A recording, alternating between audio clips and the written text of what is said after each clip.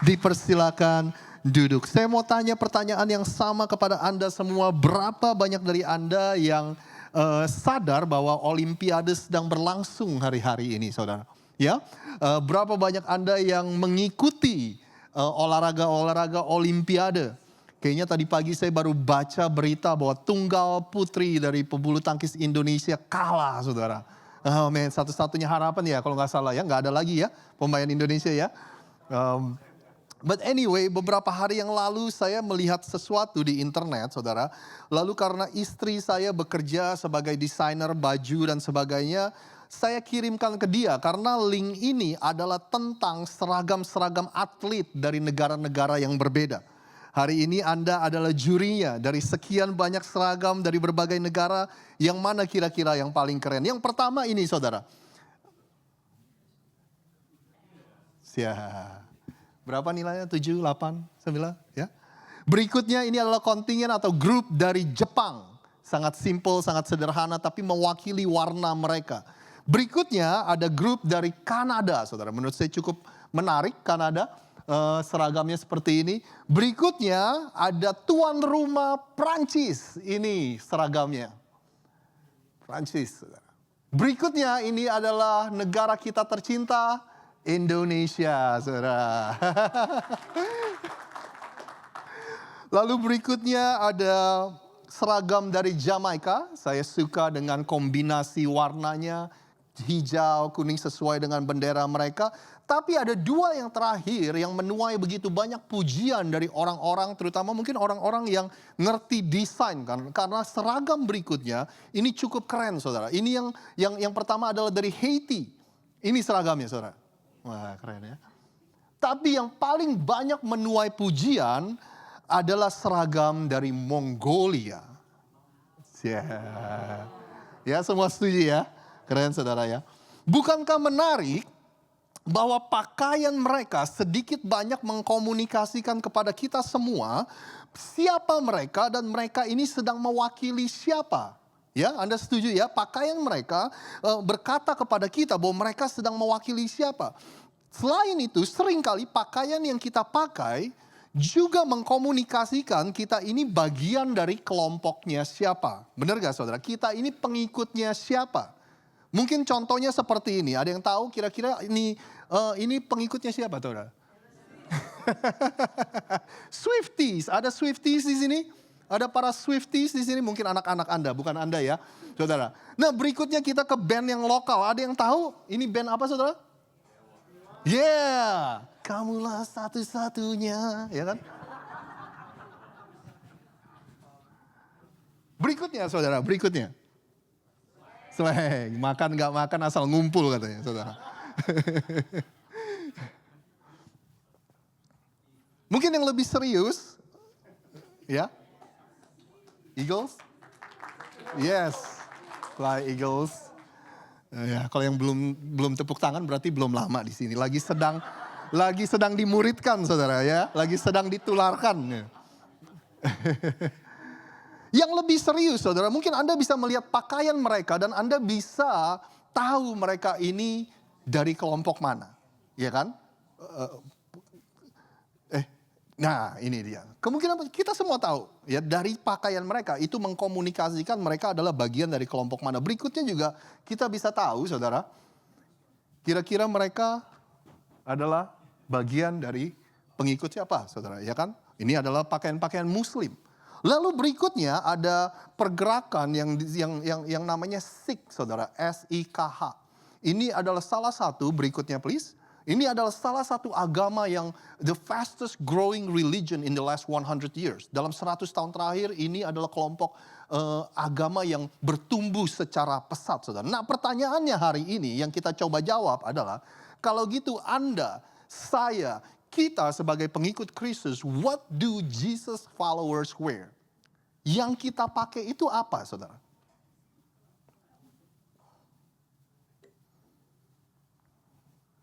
Tahu dari mana, dari apa yang kita pakai, orang-orang bisa menebak kira-kira Anda dan saya ini pengikutnya Kristus. Saudara, dari apa yang kita pakai sebagai orang-orang Kristen, kalau Anda besok pergi kerja, Anda besok pergi sekolah, Anda besok ngumpul-ngumpul sama teman di komunitas orang Indonesia, ya kan Anda kenalan sama orang, ya kan kalau Anda pakai baju Eagles, Anda pakai baju Phillies, orang akan tahu Anda pakai baju Manchester United, pakai baju Liverpool, saudara. Kalau nggak salah Liverpool baru dari sini ya.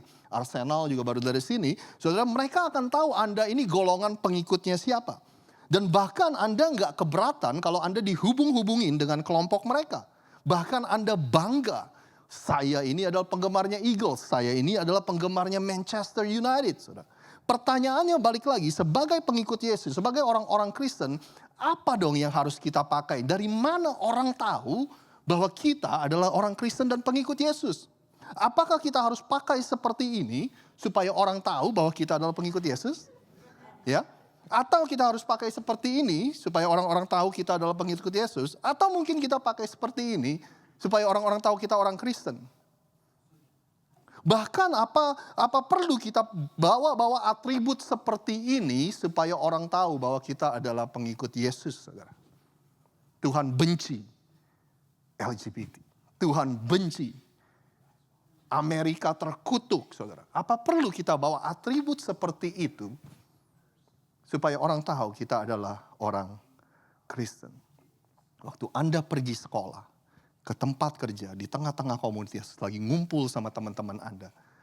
Tahu dari mana orang bahwa Anda adalah pengikut Yesus. Alkitab berkata seperti ini, that we are the ambassador of Christ. Kita adalah perwakilan dari Kristus. Anda tahu singkatan dari gereja rock, mungkin saya nggak terlalu sering memberitahu Anda. Representative of Christ Kingdom. Kita adalah perwakilan dari kerajaan Kristus. Firman Tuhan bilang gini, waktu orang lihat hidup Anda dan mereka lihat apa yang Anda lakukan, perbuatan Anda, mereka orang lain seharusnya memuliakan nama Bapa di surga. Apa yang kita perlu pakai supaya orang tahu kita adalah pengikut Yesus? Nah, untuk menjawab pertanyaan itu, saya ingin ajak Anda untuk melihat kitab Kolose, saudara, yang ada di Alkitab Anda. Izinkan saya menjelaskan kepada Anda beberapa menit latar belakang dan pokoknya 5 menit mungkin 7 menit untuk menjelaskan latar belakang dari kitab Kolose, saudara, supaya Anda lebih mengerti nanti waktu kita menjawab pertanyaan tadi sebagai orang Kristen apa yang harus kita pakai. Ya, Anda masih bersama saya? Ya, saudara. Jadi kitab Kolose ini sebenarnya tepatnya adalah surat yang Rasul Paulus tulis kepada gereja, jemaat, orang-orang Kristen yang ada di kota Kolose, saudara. Ya kan waktu Rasul Paulus bertobat dulu, ini orang nih Rasul Paulus benci banget sama orang Kristen. Bahkan orang Kristen dianiaya sama Rasul Paulus yang dulu namanya Saulus. Tiba-tiba dia bertemu dengan Yesus yang bangkit dari kematian. Akhirnya dia yakin, he's convinced that the resurrection is real. Kebangkitan Yesus itu nyata.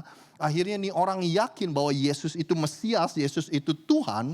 Akhirnya dia yang tadinya menganiaya orang Kristen, dia menjadi orang Kristen. Bahkan begitu banyak orang gak percaya, saudara. Awal-awalnya kirain dia ini pura-pura untuk jadi orang Kristen supaya dia bisa tangkap-tangkepin orang Kristen. Ternyata perjumpaan Paulus dengan Kristus itu real, sangat-sangat nyata. Sehingga dia memberikan hidupnya untuk memberitakan tentang Yesus ke berbagai tempat.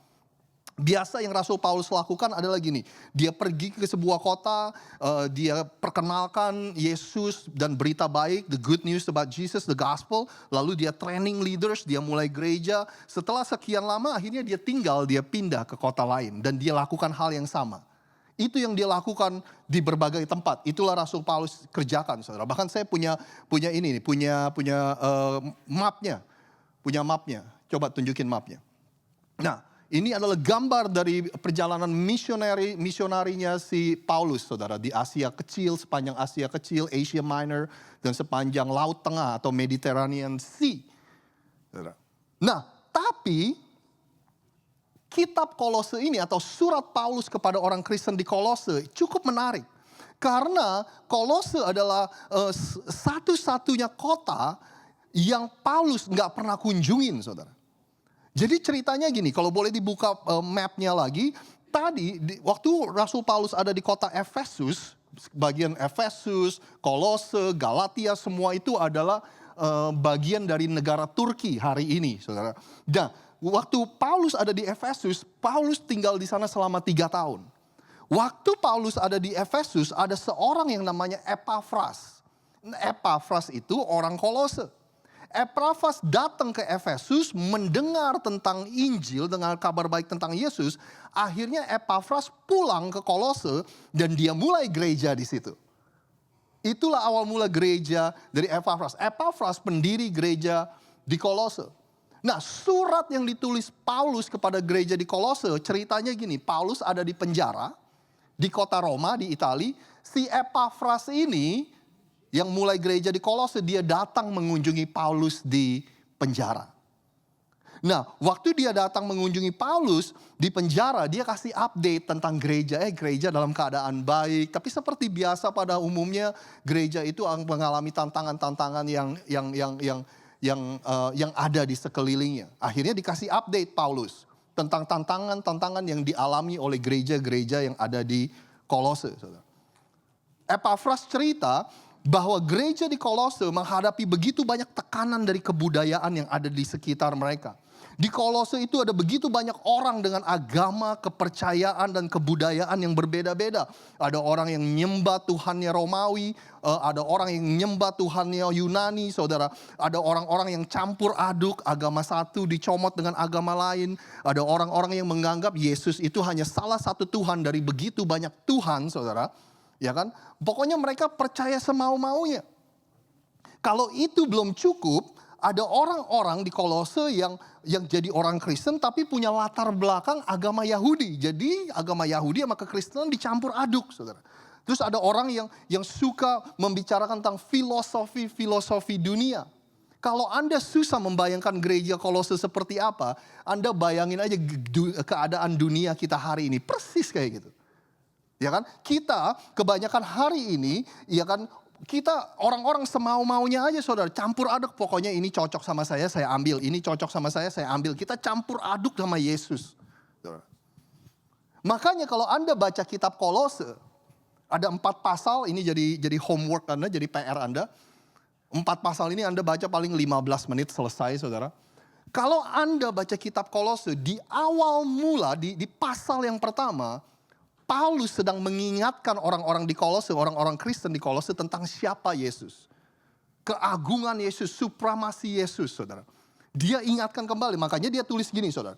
Yesus dialah gambar Allah yang tidak kelihatan, yang sulung, Anda bantu saya, yang lebih utama dari segala yang diciptakan. Dia ingetin lagi siapa Yesus. Karena di dalam dialah telah diciptakan segala sesuatu yang ada di surga dan yang ada di bumi. Yang kelihatan dan yang tidak kelihatan. Baik singgasana maupun kerajaan, baik pemerintah maupun penguasa. Segala sesuatu, Anda bantu saya? Boleh berikutnya please. Segala sesuatu diciptakan oleh Dia dan untuk Dia. Yesus adalah pusat dari segala sesuatu penciptaan. Ia ada terlebih dahulu dari segala sesuatu dan segala sesuatu menyatu di dalam Dia. Jesus is the center of all creation. Ya kan? Jadi kalau Anda mau tahu Tuhan itu kayak apa, Tuhan kan gak kelihatan. Dia bilang gini, Yesus adalah gambaran dari Allah yang tidak kelihatan. Dia yang paling utama dari segala sesuatu, dari segala ciptaan yang pernah ada. Dia raja atas segala sesuatu yang pernah ada. Yesus adalah Tuhan atas segala Tuhan. Dengan kata lain dia mau ingatkan kepada orang-orang di Kolose yang menyembah begitu banyak Tuhan, yang punya latar belakang berbeda-beda. Mau ngapain kita menyembah Tuhan-Tuhan yang kecil, kalau Tuhan yang sesungguhnya kita kenal. Kalau kita punya akses kepada Tuhan yang sesungguhnya, mau ngapain kita menyembah Tuhan-Tuhan yang kecil? Ngapain kita campur aduk yang lain dengan Tuhan yang sesungguhnya? Di pasal yang kedua, Paulus mencoba untuk membahas tentang apa yang dilaporkan kepada dia dari Epafras yang terjadi di Kolose, saudara. Agama yang berbeda-beda dicampur aduk sama Yesus. Filosofi yang diciptakan manusia dicampur aduk sama Yesus. Pluralisme, beragam adat istiadat, beragam kebudayaan dicampur aduk sama Yesus. Beragam tradisi dicampur aduk sama Yesus. Terhadap semua itu, Ini yang Paulus katakan. Saya mengatakan itu supaya kalian jangan sampai mengikuti ajaran sesat. Walaupun ajaran itu disampaikan dengan cara yang kelihatannya bijaksana. Paulus bilang gini, akan ada orang-orang yang pandai dalam merangkai kata-kata. Akan ada orang-orang yang ketika menyampaikan sesuatu kedengarannya sangat bijaksana. Hati-hati kata Paulus kepada mereka. Berjaga-jagalah supaya kalian tidak terpengaruh oleh siapapun untuk mengikuti ajaran sesat. Berhati-hatilah terhadap orang yang hendak memikatmu dengan ajaran yang kedengarannya mendalam, padahal sebenarnya hanya hasil pikiran manusia. Di terjemahan lain, ini adalah tradisi-tradisi yang manusia percayai. Jangan tertipu oleh mereka sebab ajaran mereka berasal dari roh-roh penguasa gelap yang memerintah di dunia ini, bukan dari Kristus. Paulus bilang gini, ingatlah bahwa Yesus sendiri adalah Allah sepenuhnya. Segala kepenuhan Tuhan Allah ada di dalam Yesus. Bahkan ketika dia hidup di dunia ini dengan tubuh manusia biasa. Ayat 10, dan ingatlah bahwa kalian yang bersatu dengan Yesus sudah dilengkapi oleh Dia yang adalah Raja atas semua penguasa dunia ini, duniawi dan rohani. Dengan kata lain, Paulus bilang sama orang-orang di Kolose, Yesus itu gak usah ditambah-tambahin. Jesus plus nothing equal everything. Yesus itu gak perlu ditambah-tambahin sama tradisi kamu, sama kebudayaan kamu. Dicomot dari agama ini, ditambahin ke Yesus. Paulus bilang gitu sama orang-orang Kristen di Kolose. Ya kan? Ngapain coba cari Tuhan di tempat-tempat yang lain, sedangkan semua kepenuhan Allah, kepenuhan Tuhan berdiam di dalam Yesus. Kemudian di pasal yang ketiga, Paulus masuk ke dalam hal-hal yang lebih praktis. Kalau Anda baca surat-surat yang ditulis Paulus, by the way kalau Anda lihat Alkitab Anda kayak ada Korintus, Galatia, Filipi, Efesus, Kolose, itu adalah nama-nama kota, saudara, nama-nama tempat. Itu adalah surat Paulus kepada orang-orang Kristen, jemaat, gereja di kota-kota itu. Ya kan? Nah kalau Anda lihat, Paulus itu biasa nulisnya ada polanya, saudara. Biasa di pasal-pasal awal dia banyak ngomongin tentang doktrin dan teologi, siapa itu Tuhan, siapa itu Yesus. Lalu biasanya di pasal-pasal belakang, dia lebih masuk ke dalam hal-hal yang praktis. Dalam soal sebagai orang Kristen gimana sih kita hidup sehari-hari. Ya.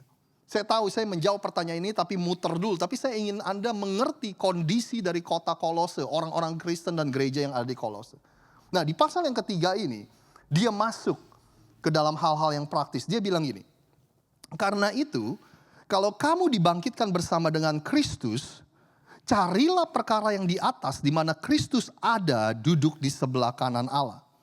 Pikirkanlah perkara yang di atas, bukan yang di bumi.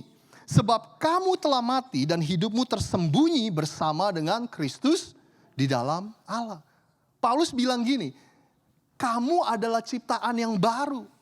Waktu Yesus mati dikubur, itu adalah gambaran hidup lama kamu dikubur bersama dengan Kristus. Waktu Kristus bangkit dari kematian, itu adalah kamu yang menjadi ciptaan yang baru sekarang. Paulus bilang sama orang-orang Kristen di sana, kalau kamu adalah ciptaan yang baru, artinya hidup yang lama sudah mati. Dan kalau Anda baca terus ayat pasal yang ketiga, Paulus bilang gini, kalau kamu adalah ciptaan yang baru, ngapain kamu hidup seperti hidup kamu yang lama? Ngapain kamu punya gaya hidup seperti hidup kamu yang lama? Lalu dia kasih daftar-daftarnya apa yang dia maksud. Ini loh, hidup lama kamu kan selalu dihubung-hubungin terkait dengan ini. Percabulan, kenajisan, hawa nafsu, nafsu jahat, keserakahan, penyembahan berhala, marah, geram, kejahatan, fitnah, dan kata-kata kotor yang keluar dari mulutmu. Filthy language dalam terjemahan lainnya, saudara.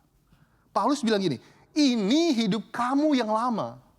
Kalau kamu adalah ciptaan baru, bukan hanya kamu ciptaan baru, kata Paulus. Bahkan kamu dan Yesus menyatu jadi satu. Ngapain kamu balik ke hidup kamu yang lama? Kok malah balik ke hidup yang lama? Paulus bilang gini, dengan kata lain, bukan Paulus yang ngomong, tapi saya, saudara. Ngapain mandi kalau kita setelah mandi, kita pakai baju kita yang kotor? Saudara. Ngapain kita udah mandi, udah bersih, kita pakai baju kotor, sama aja kita menggagalkan tujuan kenapa kita mandi. Anda mengerti maksud saya? Ya kan saudara? Kalau kita sudah disucikan, sudah dibersihkan oleh darah Kristus, kita balik ke kehidupan kita yang lama, itu sama saja mengotori apa yang Yesus sudah lakukan untuk kita. Ya kan? Nah, saya mau berhenti di sini sebentar, saudara. Saya lagi mikir-mikir, Paulus ini ngomongnya kan cukup praktis, saudara. Tapi saya lagi mikir gini, saudara. Kira-kira, saya mau tanya nih sama kita semua, termasuk diri saya. Kira-kira apa ya bedanya ya? Kita nih, saya, Anda, kita sebagai orang Kristen, sama teman-teman kita yang bukan orang Kristen. Kira-kira bedanya apa ya kehidupan kita ya? Kira-kira kita sebagai anak-anak Tuhan nih, bedanya apa sama mereka yang tidak percaya kepada Tuhan? Coba kita lihat daftarnya di sini, saudara. Kemarahan, geram, ya kan? Di rumah kita, cara kita memperlakukan istri, cara kita memperlakukan suami, cara kita memperlakukan anak-anak kita. Di jalanan waktu kita nyupir, ya kan? Berapa banyak dari Anda yang sering melambaikan jari hello, jari tengah hello kepada pengemudi lain, saudara? Ya. Lalu kita lihat, ada pencabulan, ada hawa nafsu, saudara. Kehidupan seks yang gak kudus, ya kan? Nonton pornografi sembarangan dengan tubuh kita, saudara. Careless dengan our body, dishonoring our body. Kehidupan seks kita, hubungan seks di luar pernikahan, saudara. Kita lihat ada keserakahan, kecintaan kita akan uang, ya kan? Lalu ada kata-kata kotor, filthy language. Kita nyanyi, barusan kita memuji Tuhan dengan mulut kita, tapi dari mulut yang sama keluar kutukan, curse, saudara. Nah, pertanyaannya gini, waktu Anda di rumah, waktu Anda nongkrong sama teman Anda di tempat kerja, di sekolah, di komunikasi, tahu dari mana orang-orang kalau Anda adalah orang Kristen? Kalau cara kita membawa diri kita sama, perbuatan kita, tingkah laku kita sama orang yang bukan orang Kristen, kalau kata-kata yang kita pakai sama dengan apa yang mereka pakai, tahu dari mana mereka bahwa Anda orang Kristen dan mereka bukan? Cara membedakannya gimana coba? Ya kan? Paling yang saya pikir bedanya kita sama orang-orang yang bukan orang Kristen, di hari Minggu mereka tidur sampai siang, kita pagi-pagi bangun ke gereja. Ya, mereka tidur sampai siang, kita pagi-pagi ya kita bangun, kita memberikan waktu kita untuk melayani, kita memberikan uang kita untuk persembahan. Paling bedanya di situ. Tapi bisa gak orang membedakan kehidupan kita? Dan Paulus bilang, ini loh hidup kamu yang lama, jangan kembali ke sini. Sekali lagi saudara, apa yang terjadi di kota Kolose ini mirip dengan dunia kita hari ini. Beragam-ragam kepercayaan, agama, pola pikir, filosofi dunia, kebudayaan yang pluralistik saudara. Ya kan? Tapi ini yang luar biasa. Tantangan yang Anda hadapi hari ini di dunia ini. Tantangan yang mereka hadapi di kota Kolose, saudara. Pada akhirnya Paulus bilang gini, yang membawa perbedaan. Paulus nggak bilang sama mereka, kamu ambil kelas apologetik supaya kamu lebih pinter. Kamu baca buku lebih banyak supaya kamu bisa menangin jiwa lebih banyak di dunia yang seperti ini. Di dunia yang kebudayaannya beragam. Di dunia yang orang-orang makin pintar. Kamu harus, semua itu penting saudara. Tapi pada akhirnya, apa yang Paulus bilang, yang membedakan kamu dengan orang yang bukan orang Kristen. Yang bikin orang percaya bahwa kamu beda. Yang bikin orang pengen ikut Yesus adalah pada akhirnya bukan kepintaranmu, tapi keteladanan dan contoh kehidupan kamu. Makanya Paulus bilang gini, sebagai orang-orang pilihan Allah. Karena sebagai orang-orang pilihan Allah. Do I have the screen there? Karena do I have the slide there? Karena sebagai orang-orang pilihan, berapa banyak dari Anda yang percaya bahwa Anda adalah orang pilihan itu? Sebagai orang-orang yang dikuduskan, berapa banyak dari Anda percaya bahwa Anda sudah dikuduskan oleh Tuhan? Sebagai orang-orang yang dikasihinya, berapa banyak dari Anda, not yet please. Sebagai orang yang dikasihi Tuhan, kenakanlah ini, pakailah ini. Saudara, ini loh orang Kristen pakaiannya seperti ini. Makanya Paulus bilang kenakanlah ini. Kenakanlah belas kasihan, compassion, kemurahan, kerendahan hati, kelemah lembutan, dan kesabaran. Tahu dari mana Anda dan saya adalah orang Kristen ketika orang-orang melihat kehidupan kita. Dari apa yang kita pakai. Dari apa yang kita bawa setiap hari. Saudara. Kita lihat yuk dengan cepat yuk. Kenakanlah Paulus bilang compassion atau belas kasihan.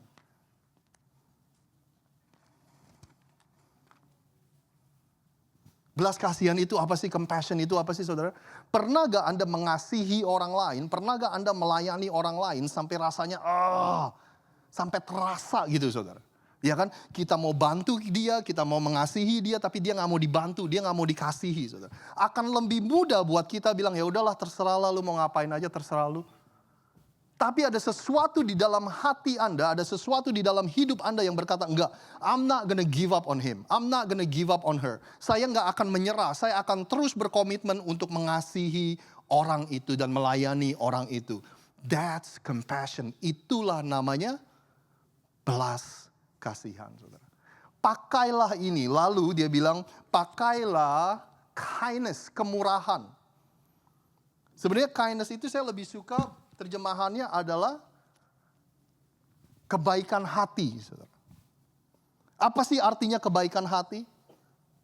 Saya suka mendefinisikannya seperti ini. Walaupun Anda nggak perlu melakukannya, tapi Anda tetap melakukannya. Kalau Anda nggak melakukannya pun Anda nggak salah. Nggak ada yang menuduh Anda perbuatan Anda salah dan apa kalau Anda nggak bantu orang itu, kalau Anda nggak melakukan. But even though you don't have to, but you choose to do it.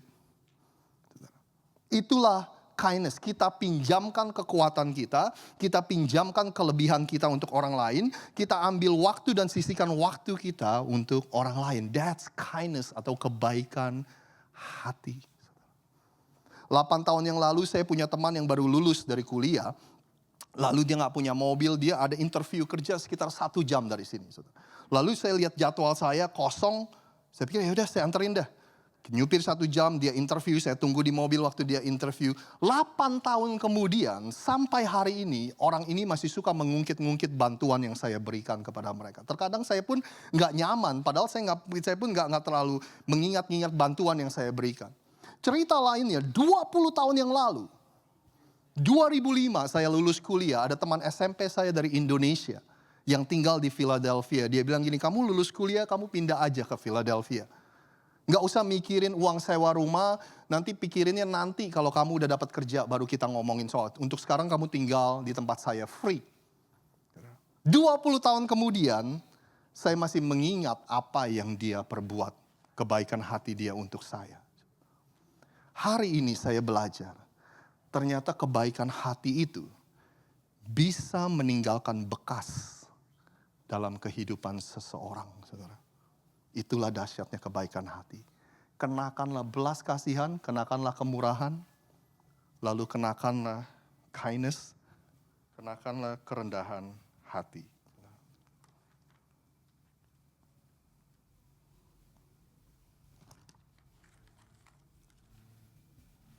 Kerendahan hati itu apa sih? Definisi dari kerendahan hati adalah Anda mempunyai pandangan yang akurat tentang siapa diri Anda.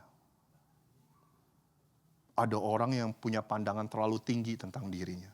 That's pride, itu arogan, saudara, itu kesombongan. Tapi ada orang juga yang punya pandangan sangat rendah tentang dirinya. Aduh, gue mah gak bisa apa-apalah. Oh jangan gue lah, jangan. Gue gak bisa apa-apa, gue gak tahu apa-apa. Ya kan? Gue bukan siapa-siapa, saudara. Itu namanya false humility. Anda tahu false humility?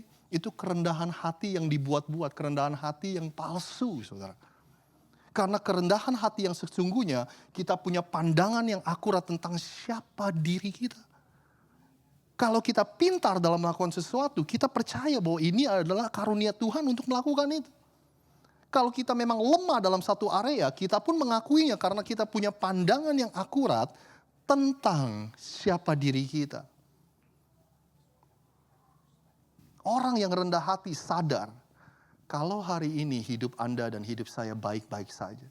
Bahkan kalau hari ini hidup kita berlimpah, saudara. Punya uang cukup, berlimpah, punya kerjaan yang bagus, punya posisi yang bagus, punya kehidupan yang berlimpah. Tentu saja ada peranan dari diri kita sendiri. Kita usaha, kita bekerja keras. Tapi kalau kita boleh jujur, kita perlu mengakui ada banyak faktor lain. Bukankah Anda setuju, saudara? Enggak semuanya karena usaha Anda dan usaha saya. Orang-orang dunia bilang ada faktor beruntung, ada faktor hoki. Kita anak-anak Tuhan, kita bilang ada faktor pertolongan Tuhan, kasih karunia Tuhan, berkat Tuhan, favor Tuhan, saudara. Ya kan? Enggak semuanya karena kita, bisa aja Anda lahir di negara yang lain. Bisa aja hari ini sebenarnya Anda ada di tempat yang lain. Bisa aja Anda dilahirkan di keluarga yang berbeda. Bisa aja Anda dilahirkan di dalam kondisi perekonomian di keluarga yang berbeda. Ada banyak hal, faktor lain yang bukan karena kita. Orang yang rendah hati sadar akan itu. Orang yang rendah hati menyadari, wah, kalau gue ingat-ingat keputusan yang satu itu, untung aja gue gak buat keputusan itu. Kalau gue buat, hancur hidup gue. Orang yang rendah hati sadar. Ada peranan Tuhan, ada pertolongan Tuhan. Kalau bukan Tuhan yang meluputkan itu, kalau bukan Tuhan yang mempertemukan saya dengan orang yang tepat, kalau bukan Tuhan yang buka jalan, saudara. Itulah orang yang rendah hati, yang menyadari sepenuhnya bahwa bukan karena kita ada hari ini. Amin, saudara. Kalau Anda setiap hari mempunyai kesadaran penuh akan hal itu, saya yakin kita akan memperlakukan orang lain secara berbeda. Kenakanlah belas kasihan, kenakanlah kemurahan, kenakanlah kerendah hatian, saudara. Kenakanlah ini, saudara. Gentleness, kelemah lembutan. Anda tahu apa arti kelemah lembutan atau gentleness? Ini adalah kekuatan yang terkendali, strength under control. That's what gentleness is. Dengan tangan Anda yang sama, Anda bisa angkat barbel yang berat. Dengan tangan Anda yang sama, Anda bisa angkat bola bowling yang berat. Tapi dengan tangan yang sama Anda bisa pegang kontak lens Anda tanpa Anda merusaknya. Anda mengerti maksud saya? Ya kan? Gentleness atau kelemah lembutan, we adjust our strength. Kita menyesuaikan kekuatan kita, saudara. Orang yang lemah lembut gak akan membuat dirinya kelihatan lebih pintar dan orang lain yang lainnya kelihatan bodoh, saudara. Dulu papa waktu seumur kamu, dulu mama waktu seumur kamu, masa begitu aja gak bisa, masa begini aja gak bisa. Orang yang lemah lembut gak akan memaksa orang untuk tahu seperti apa yang Anda tahu. Untuk bisa seperti apa yang Anda bisa, saudara. Karena orang yang lemah lembut sadar, memang di area tertentu saya lebih pintar. Tapi akan ada area-area yang lain di mana orang lain lebih pintar. Anda mengerti maksud saya?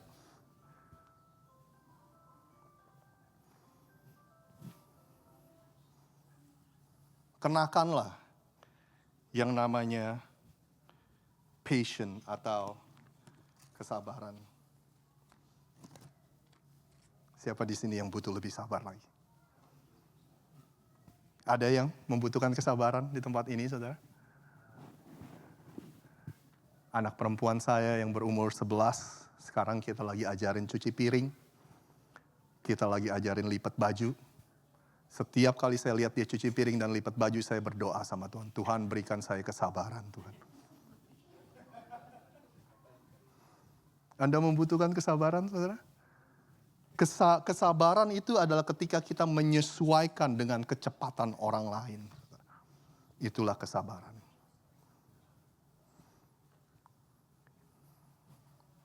Yang terakhir, sabarlah kamu seorang terhadap yang lain dan ampunilah seorang akan yang lain.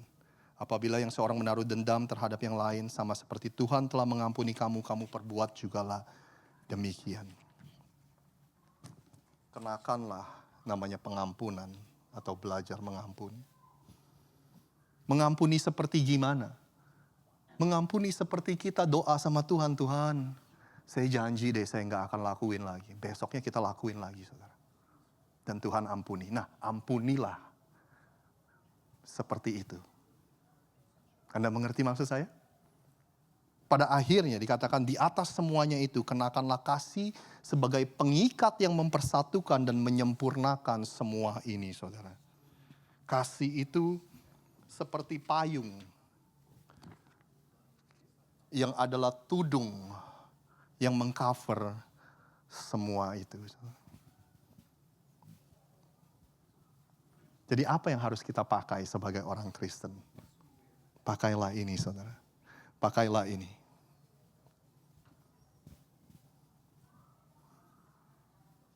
Sama seperti Anda setiap hari pakai baju, kemana-mana Anda pakai baju, melekat di diri Anda, pastikan ini melekat seperti pakaian Anda.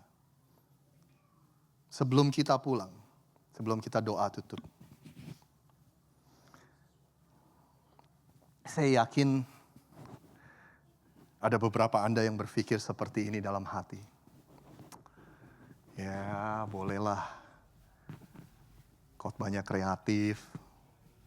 Pakai stiker, pakai gantungan baju. Tapi masalahnya gini, Rosid. Hidup kayak gini, sabar, lemah lembut, berbaik hati. Gimana kerjaan bisa selesai? Saya sebagai pemimpin perusahaan, saya sebagai supervisor, saya sebagai orang tua, saya sebagai manajer, saya sebagai pemimpin departemen di gereja. Hidup kayak gini, mana bisa? Mana ada kerjaan yang selesai kalau kita hidup kayak gini? Rosid kasih tahu sama saya, ada gak orang yang sukses yang hidupnya seperti ini? Yang ada malah dimanfaatin orang, yang ada malah diinjek-injek orang, ya kan kalau khotbah doang memang paling gampang. Saya ngerti kok saudara kalau ada dari Anda yang ngomong seperti itu. Tapi saya mau ingatkan kepada kita semua nih. Bahwa orang yang mengajarkan kita untuk hidup seperti ini, Yesus yang lalu ajarannya disebarkan oleh Paulus, itu adalah orang-orang yang dalam hitungan beberapa tahun dia mampu mengubah dunia ini. Dan sampai hari ini 2000 tahun kemudian masih diingat oleh orang, saudara. Namanya masih dikenal, ajarannya masih diajarkan kepada orang lain dari generasi ke generasi. Saya enggak bermaksud meremehkan Anda. Ini juga buat diri saya sendiri, saudara. Sehebat-hebatnya Anda, sehebat-hebatnya saya, 2000 tahun dari sekarang, nggak akan ada yang ingat nama Anda dan nama saya. Jangankan 2000, 100 tahun dari sekarang, sehebat-hebatnya company yang Anda bangun, sehebat-hebatnya pencapaian Anda, saudara. 100 tahun dari sekarang, belum tentu ada yang ingat kita. Anda tahu maksud saya yang saya sampaikan, saudara? Yesus dan Paulus mengajarkan gaya hidup seperti ini. Dan sampai hari ini nilai-nilainya masih dipegang oleh orang-orang. Kebudayaan yang mereka ajari masih mempengaruhi dunia di zaman sekarang. Kalau Paulus dan Yesus berdiri di depan kita hari ini, dia akan mengerti, dia akan punya empati dengan kita. Iya, saya ngerti, gak mudah. Makanya ini adalah sebuah proses. Untuk sabar, untuk lemah lembut, untuk mengampuni, berbaik hati. Bayangin Yesus dan Paulus pun saudara menjalani itu, mengalami itu. Dia digebukin orang, dia diludahin orang, dia difitnah saudara. Dan bayangin Yesus dan Paulus pun, waduh masa iya gue digebukin orang, diludahin, gue harus sabar, berbelas kasihan. Memang semuanya ini gak mudah. Makanya setiap hari kita harus mengingatkan diri kita, kenakanlah ini, pakailah semua ini. Saya mempunyai visi, saya akan memberikan visi kepada Anda semua. Soon or later, kalau Anda menganggap ini serius, akan ada orang-orang di sekeliling Anda yang mulai menyadari perubahan hidup Anda dan saya. Saudara. Lihat deh dia, kok lebih sabar ya. Lihat deh dia, kok lebih gentle ya. Lihat deh dia, kok lebih gampang mengampuni ya. Kenapa saudara? Ada orang-orang di sekeliling Anda dan saya yang sepanjang hidupnya kemungkinan nggak pernah menyentuh Alkitab. Saudara. satu-satunya Alkitab yang mereka baca adalah kehidupan Anda dan kehidupan saya. You might be the only Bible that people read. Akan ada orang-orang yang sepanjang hidupnya nggak pernah nyentuh Alkitab, tapi mereka akan mengenal Kristus melalui kehidupan Anda dan kehidupan saya. Anda mungkin menjadi satu-satunya Alkitab yang orang lain baca. Saya tinggalkan Anda dengan quote ini, dan Kobe ini nanti boleh doa buat kita. God overwhelming love will make a difference in you. And God overwhelming love will make a difference through you. Kasih Tuhan yang berlimpah akan membuat perbedaan di dalam kehidupanmu. Dan kasih Tuhan yang berlimpah akan membuat perbedaan melalui kehidupanmu. Amin, saudara. Kita bangkit berdiri bersama-sama. Yuk kita tutup ibadah kita dengan doa.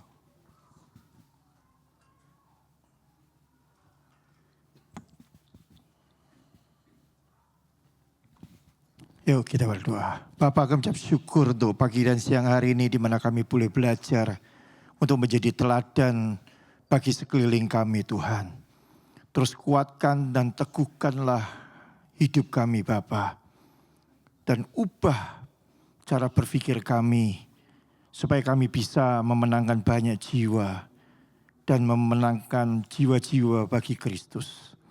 Terima kasih Bapa untuk pengajaran yang luar biasa ini, biarlah terus kami bawa Tuhan ke dalam kehidupan kami dimanapun kami berada, dan Kau tempatkan kami dimanapun Kau tempatkan kami. Terima kasih Bapa, sebentar kami akan pulang, kami akan berpisah satu dengan yang lain. Juga sebentar kami akan menikmati hidangan yang sudah disediakan, biar itu menjadi kekuatan dan berkat bagi jasmani kami. Terima kasih Bapa, mari kita angkat tangan kita. Saudara-saudaraku yang dikasihi oleh Tuhan, pulanglah dengan berkat yang melimpah dari Bapa kita di surga, cinta kasih daripada anak yang tunggal Yesus Kristus, serta persekutuan yang manis dengan Roh Kudus menyertai kita semua mulai dari hari ini sampai selama-lamanya. Mari kita yang percaya kita terima berkat sama, katakan amin. Tuhan Yesus memberkati. Happy Sunday semuanya.